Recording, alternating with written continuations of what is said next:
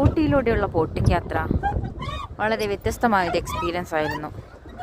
അവിടെ നിന്നായിരുന്നു ഞങ്ങൾ ഞങ്ങളുടെ യാത്ര ആരംഭിച്ചത്.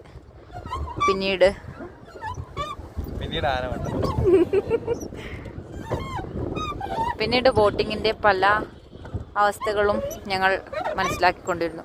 പലതരത്തിലുള്ള ബോട്ടുകളാണ് ഇവിടെ ഉള്ളത്.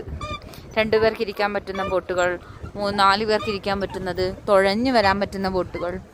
That's different.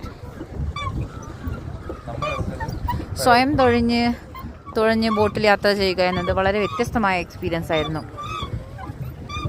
ഞാനും ഏട്ടനും കുറേ ദൂരം യാത്ര ചെയ്തു. ഞങ്ങൾക്ക് 30 മിനിറ്റാണ് അനുവദിച്ച് തന്നത്. ഫൈനലി ആ 30 മിനിറ്റ് എത്താൻ പോകുന്ന സമയത്ത് ഞങ്ങൾ വളരെ വേഗത്തിൽ ബോട്ട് യാത്ര നടത്തി. അങ്ങനെ ഞങ്ങൾ ഇതാ ഡെസ്റ്റിനേഷനിൽ എത്താൻ പോകുന്നു. ഇതാ ഒരു കുടുംബമായി യാത്ര ചെയ്യുന്ന ആൾക്കാരുള്ള ബോട്ടാണ് ആ